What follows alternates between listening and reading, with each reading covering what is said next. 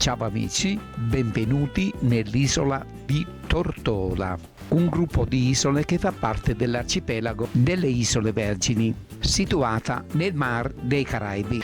Come vedremo nelle immagini, è un'isola montuosa di origine vulcanica, lunga 19 km e larga 5 km, con un'area di 55 km quadrati.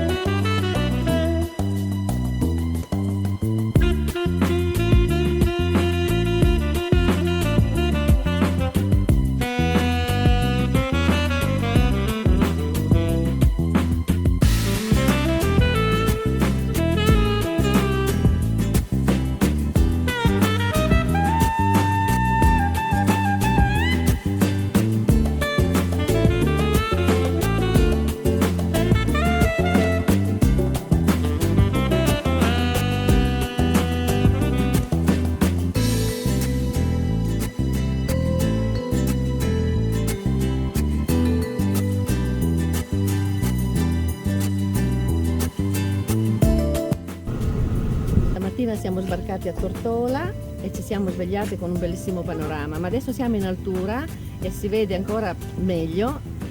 È un meraviglioso panorama di cui adesso noi ci facciamo i documenti e poi ve li faremo vedere. Facciamo un bel po' di foto.